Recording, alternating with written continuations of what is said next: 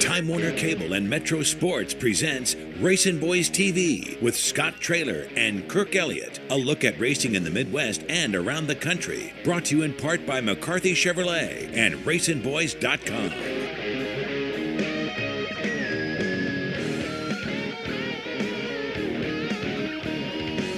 Welcome back to another edition of RacinBoys TV here on Time Warner Cable's Metro Sports. RacinBoys TV is brought to you each and every week by McCarthy Chevrolet and Kansas Speedway.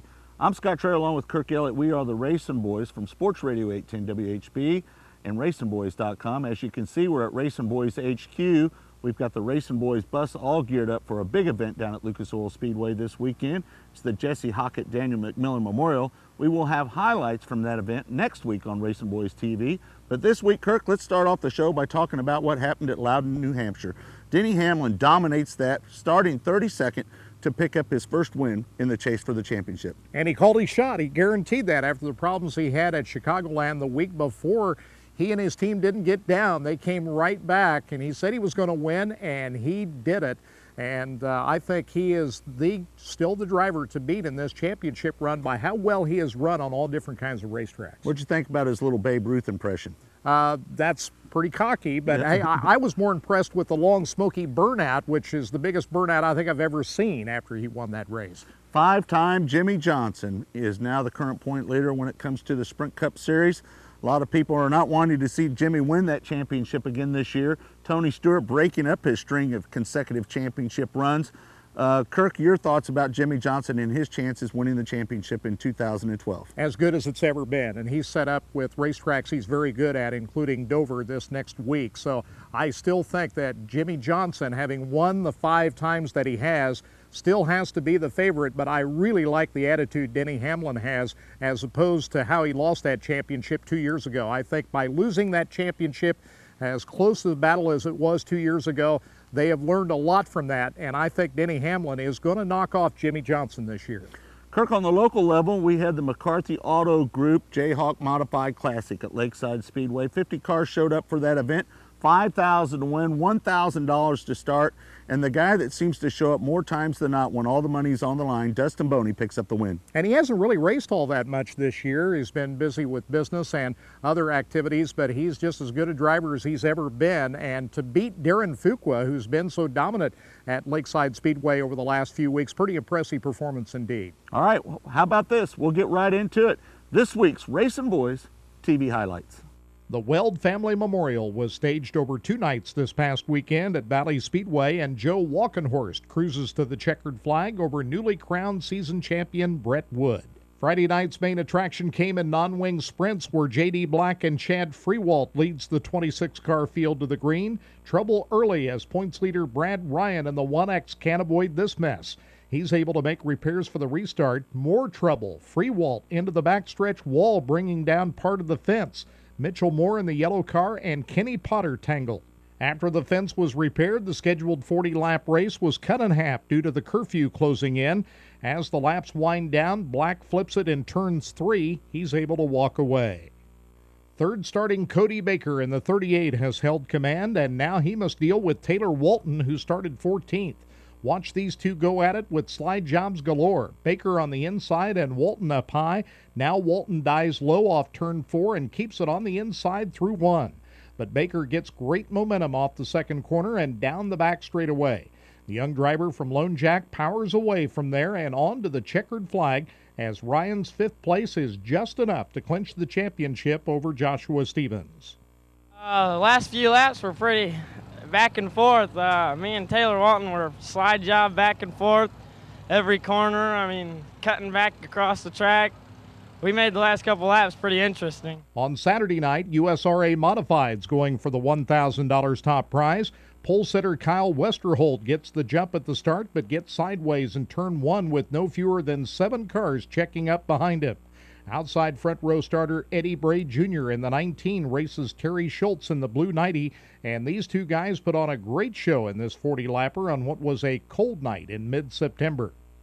Points leader Dean Willey drops out due to mechanical trouble. At the same time, Bray, who had taken charge of the race, locked his car up and spun out, handing the lead back to Schultz, who speeds on to his second Valley Speedway win of 2012. Well, congratulations to all the winners from RacinBoys TV. Kirk, when we come back, we're going to visit with the top 3 finishers from the McCarthy Auto Group Jayhawk Modified Classic at Lakeside Speedway. That includes Darren Fuqua, who won his 3rd Friday night feature in a row. Second place finisher Brian Bolin making his first ever visit to Lakeside Speedway. And 3rd place finisher Jim Moody, who won earlier in the year out at Lakeside Speedway. All of that and more when RacinBoys TV continues. Don't go away. Okay, let's choose up. I'll take Jamal and Tutal. You can have Chubbs and Skippy. Let's go. My ball. Okay, but you got skins. Not a good negotiator? You don't have to be a good negotiator at McCarthy Chevrolet. McCarthy guarantees the lowest prices on a new Chevy or we'll pay you $10,000. We guarantee there's no need to shop anyplace else. McCarthy Chevrolet, I-35 and Santa Fe, Olathe. I've got this friend, big NASCAR fan. Yeah! Totally into it. I say, man, I don't get it. What am I missing here? My buddy says, dude, you have no idea. Come on out to Kansas Speedway and see what you've been missing. Tickets for the Hollywood Casino 400 on October 21st start at $64, and we have more pricing options than ever before. Call 866-460-RACE or visit kansasspeedway.com. Welcome back to RacinBoys TV, brought to you by McCarthy Chevrolet and Kansas Speedway. The annual McCarthy Auto Group Jayhawk Modified Classic kicked off its 2-night run on Friday night. Let's talk with some of the top finishers from the opening night qualifying. I got here and drew 85, which I wasn't too surprised. And we started 3rd row and 2nd heat there behind Johnny Bone. We had a pretty stacked heat. I knew I was going to run hard at Johnny Allen and Aaron Morant, Johnny Bone, like I had mentioned, and before we got to the front. And then we had to do the redraw deal on the front straightaway after winning the heat race, and drew a 3. So that put me 2nd row inside. And on the start there, the 14 Bolins, I mean, he shot out like a rocket. I didn't know if I was going to catch him there for a little bit. And I couldn't figure out where to run, so I ran a lap on the top and then a lap on the bottom, and then I kind of figured out that I was better on the bottom of 1 and 2 and the top of 3 and 4. So I just kind of started working that line and ran him down and got around him for the win. Hot laps, we haven't been up here very much. We just didn't know what to expect. It was greasy, so we just pretty much left the car alone.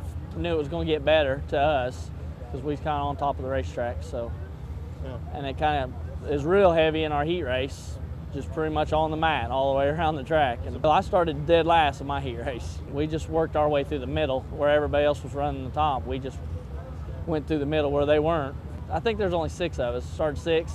I think I passed for the lead on the white flag. We jumped out, they said, to a pretty good start. The car was really good at the first of the race. Started freeing up on me a little bit in. I had to get in a little bit easy, and then I started catching some pushes in the middle.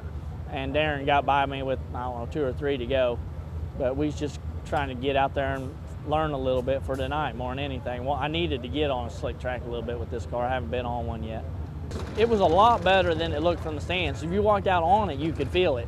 But yeah, from stands, it looked like it had a lot of slick spots in it, but it really wasn't that bad. It just, entry mainly, got a little bit slicked off where people were throwing it in. This is a car that me and Billy Portwood, we've been building these Intruder chassis, and we built it for Kevin Morrow. He asked me if I'd be interested in driving it a little bit, so just going to see how it works out. This is just our 3rd show in it. I told him last night, I said, I got him 1,000 last night, now my job's to go get 4 more tonight. Yeah. And we started on the front row outside, so we ought to have a good shot at it. Just try to keep up with the track. We haven't been here very much. This is only my 2nd time here, so just got to keep up with stuff. Try to hit a setup at the end. There'll be some guys that'll be coming in this thing. It's really important when it's heavy like that because these old motors struggle. So you got to keep as much speed going as you can. You enter the corner way faster than you think you should. Yeah. But we're going to have to just kind of keep up with the racetrack and starting on that front row outside, just not get no big hurry. Just, you know, I mean, if it don't work out right at the first of the race, it could easily come to us. So just kind of get in line if we have to and make it work at the end when it's important. With this field of cars, you better be really, really good. Because, I mean, there's cars here that can come from the back and win this thing. Yeah, track conditions really was kind of one lane. You know, there was about the middle, you know, 2/3 up was about the best, and I got to start on the front row, so I kind of just stayed there and held my line, and that seemed to be the best line around, about right in the middle. And Dustin was coming there at the end, trying to run underneath me, but he couldn't get a run off the corner. You know, just not enough. It's probably too greasy down there to get off the corner, and end up winning the heat race. So it was pretty good. Draw was everything last night. I mean, I watched a lot of the other heat races, and man, there was some really fast cars that started in the back and could not go anywhere. Just couldn't pass anybody.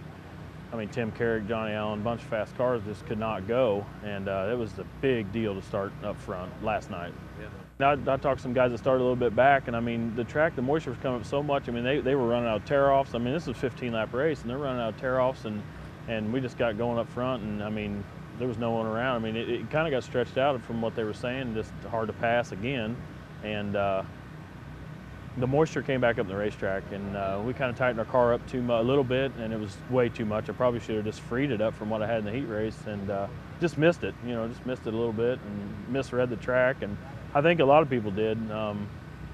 So hopefully tonight, you know, the track condition will be a little bit better. Yeah. That would help me get a new car. You know, this car's 2 years old, and I would like to get a new car, and that would really, for a low budget team like us, I mean, that would help huge. You know, and 2 years ago when we had it, I almost won it. I mean, I was passing John for the lead, and he didn't know I was there, and we wheel slapped and a broke tie rod in, and that was the end of my night. We were fat. I mean, I started like 10th, and I think I had it won. We were really good, and that kind of left a bad taste in my mouth. I really wanted to win the race, and hopefully this year we can get it done. I got a good, you know, I'm starting third, so we got a shot. I just really want to get it done. It's actually twice I should have won this race and just had something happen. So, you know, I've been right there and just need to get it done. I just want to get it done. We'll just see what happens. Hopefully, you know, the track conditions are racy and we can get up there, and, you know, the 87's obviously going to be the car to beat, and we'll see. You know, I hope the track slicks off and gets a little more driver car set up, and see what we got for them. There's the top 3 finishers of the 12 that qualified out of Friday night's A Scramble race. Saturday night's A Scramble was won by Johnny Allen, so the 24 cars are lined up and ready to go for the McCarthy Auto Group Jayhawk Modified Classic. You'll see it when we come back here on RacinBoys TV. Okay, let's choose up. I'll take Jamal and Tutal. You can have Chubbs and Skippy. Let's go. My ball. Okay. But you got skins. Not a good negotiator? You don't have to be a good negotiator at McCarthy Chevrolet. McCarthy guarantees the lowest prices on a new Chevy, or we'll pay you $10,000. We guarantee there's no need to shop anyplace else. McCarthy Chevrolet, I-35 and Santa Fe, Olathe. As your power steering pump ages, seal leaks may occur, causing the power steering system to lose fluid. Your power steering system may also develop an annoying squeal, and the steering may become more difficult to handle. By using Lucas Power Steering Stop Leak, you will stop the seal leaks, reduce slack in rack and pinions, eliminate the squeals and hard spots in your power steering system. It is guaranteed to stop seal leaks or your money back. Lucas Power Steering Stop Leak. It works. Welcome back to RacinBoys TV here on Time Warner Cable's Metro Sports, again brought to you by McCarthy Chevrolet and Kansas Speedway. So we told you right before the commercial break, we have a condensed version of last weekend's McCarthy Auto Group Jayhawk Modified Classic. Here it is on RacinBoys TV. And the McCarthy Auto Group pace truck pulling ahead as he'll pull off. The light has been turned out. We should see the green flag the next time around. Again, Darren Fuqua and Brian Bolin on the front row, Jim Moody and Cody Agler, Johnny Bone Jr. and Dustin Boney, Aaron Morant, Joe Walker, Mickey Burrell and Kerry Davis, Tyler Schmidt and Rick Beebe as they come around turn number 4, 30 times around, and the green flag is out for the start of the McCarthy Auto Group Jayhawk Modified Classic. And right out of the gate, Darren Fuqua takes the early lead. Right behind is Brian Bolin in the 14 car. Those two have spread out for the rest of the field, with Jim Moody right alongside Cody Agler for third place as they come around to complete lap number 1. It's Darren Fuqua in front, Brian Bolin second, Cody Agler third. Fourth place is Jim Moody with Dustin Boney in 5th. Johnny Bone Jr. back in 6th spot. Kerry Davis also in the mix. As we're coming around, lap 2 complete for Darren Fuqua, who's lengthened out his advantage now to about 6 car lengths over second place Brian Bolin. Cody Agler now digging in on the second place driver. Brian Bolin also pulling up is Cody Agler in the 77. Meanwhile, Darren Fuqua widening the gap. Bolin second. Dustin Boney taking the high side around turns 1 and 2 and secures the 3rd spot ahead of Cody Agler. Clean and green since the start of this race. Darren Fuqua, Brian Bolin, Dustin Boney, Cody Agler, and Jim Moody. Moody down to the inside of Cody Agler for the 4th position. And now Moody makes a move down to the inside as they head into turn number 3. Battle for 4th place. Jim Moody takes over the spot from Cody Agler. 6th is Johnny Bogue, 7th Aaron Morant, 8th Johnny Allen, 9th Kerry Davis, Joe Walker in 10th spot. 11th is Nick Bittinger. Yellow flag coming out onto the racetrack. We have a spin down in turn numbers 1 and 2. That is Ron Keith in the 25 car. And now Jim Moody in car number 00 is running in the top 5, has pulled off the racetrack. 12 laps complete. 18 remain here in the McCarthy Auto Group Jayhawk Modified Classic. Darren Fuqua beginning to pick up the pace now in turns 3 and 4, ready for the green flag as they come around, and we're back to racing. Good restart that time for Fuqua, is able to maintain advantage, but right on his heels as they come around down the back straightaway is Brian Bolin. Just Dustin Boney moves around to the outside. We've got a battle for the lead. Fuqua down to the bottom. Dustin Boney up on the high side as they head into turns number 1 and 2. Boney trying to get momentum off the high groove. Fuqua able to hold on for the moment. Here comes Dustin Boney around the outside in turns 3 and 4, and he grabs the lead. We've got a new leader, and it's Dustin Boney in car number 22. Takes the lead on lap 15. Darren Fuqua drops back to 2nd. Brian Bolin is 3rd. In 4th place is Kerry Davis, car number 68, and rounding out your top 5, Johnny Bone Jr. in car number 12. Johnny Allen in the 98, who won the Saturday night A Scrambles, made his way up into the top 6 after starting 13th in this A main event. Meanwhile, battle for 2nd place continuing on between Darren Fuqua and Brian Bolin. Bolin trying to make a move on Fuqua now, but Darren able to hang on to it as Dustin Boney widens the gap. Battle for 5th continuing now between Johnny Allen and Johnny Bone Jr. Side by side for the 5th spot in turns 1 and 2. Johnny Allen, car number 98 on the inside. Johnny Bone Jr. on the outside. Bone able to hang on to it for the moment. White flag is out for Dustin Boney. He's on the final lap, heading into turns 1 and 2. Still moving around lap traffic. Running a solid, clean line as his lead is now about a full straightaway over Darren Fuqua. Here is the leader coming out of turn number 4. Checkered flag coming out, and the win belongs to Dustin Boney. The McCarthy Auto Group Jayhawk Modified Classic here at Lakeside Speedway. 2nd is Darren Fuqua, finishing 3rd. Brian Bolin, Johnny Bone Jr. 4th, and Johnny Allen rounds out the top 5. When we come back here on RacinBoys TV, the top 3 finishers from the McCarthy Auto Group Jayhawk Modified Classic. In ancient times, hordes of people gathered to watch gladiators battle to achieve victory and honor. Some things never change.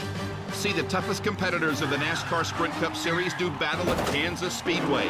Tickets for the Hollywood Casino 400 on October 21st start at $64, and we have more pricing options than ever before.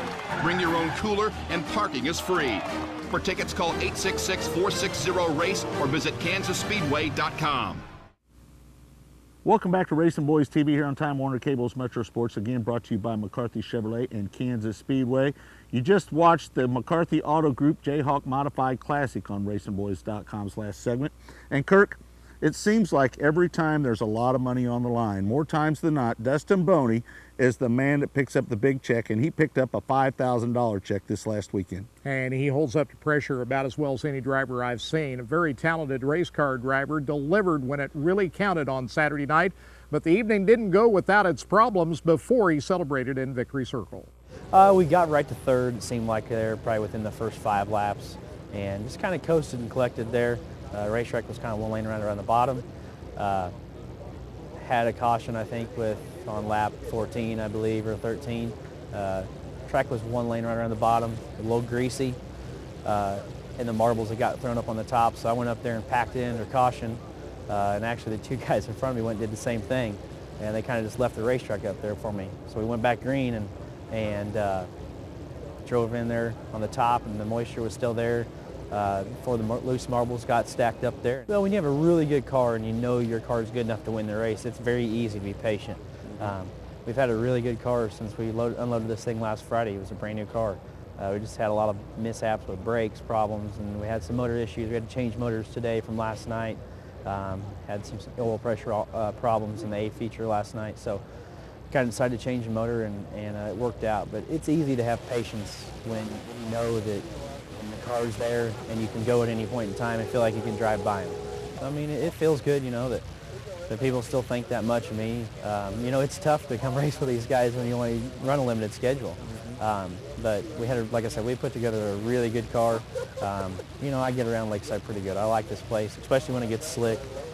Really brings out the driver and the chassis setup. So, whole combination went together pretty well. I feel like I was getting around the bottom pretty good there. I jumped out to the lead, and I don't know if I was pulling away or not. I was just trying to hit my marks, and was a little bit tight right in the center. It was a little greasy in the center. I'm not sure. It kept kind of washing out, but I don't know. I thought I was getting around pretty good, and then the yellow came out, and I seen that Boney was running third, and I figured he'd go to the outside because Bolin was running the bottom behind me, I thought. And he just came around me in the middle and moved on, so. Yeah. I kind of suspected that he might be the one to outrun, so I wasn't too surprised when I seen him. If I could just keep it from washing out and stick a little better in the center of the corner, I could have maybe did a little better. I don't know. He was fast. I had to been quite a bit better to catch him. Just once we took off there, I just kind of bided my time for a while, you know, just jumped in behind Darren, see where we was at with him. Started running down a little bit before the caution came, and then when that caution came, Boney come from nowhere on me.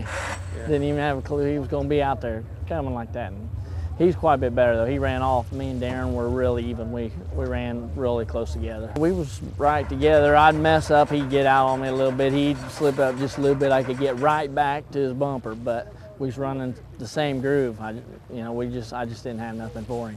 The bottom stayed actually a little bit better tonight. It was more consistent all the way through the bottom. Last night it had some spots that was slick, and then it would get into a heavy spot. Tonight it was a lot more consistent. It was a lot easier driving it for me tonight. But you know, just our second time here, and you know, in a car that we've only ran 3 times. You know, we just showed up here and jumped in the car and drove it for him. It's pretty fun to be able to do that kind of stuff, and especially with a car that we're building now. I think me and Kevin, I think I might drive a couple more times for Kevin in this car, and then we'll just have to talk about it from there. I don't know. Everything's up in there. Well, there you have the top 3 finishers from the McCarthy Auto Group Jayhawk Modified Classic out at Lakeside Speedway. And Kirk, I think a lot of people were surprised once Darren Fuqua got out into the lead that Dustin Boney was able to run him down. But again, showing that Dustin Boney always shows up when there's a lot of money on the line. Yeah, and I'm just thinking the yellow flag that came out, the one yellow flag that came out about halfway through the race gave Boney the chance to do it. But after the race was over and how big of a lead Boney had, I'm not sure that yellow flag would have mattered. It looked like Boney still would have chased Fuqua down and passed him. That guy that brought out the yellow was Ron Burr Keith a big supporter of Dustin Boney over the years. Maybe he needs to go over there and give him a little piece of that $5,000 check. For Kirk Elliott, I'm Scott Traylor. We're going to do it all over again next week here on Racing Boys TV. We hope to have highlights from the Jesse Hockett Daniel McMillan Memorial down at Lucas Oil Speedway. Until then, good night.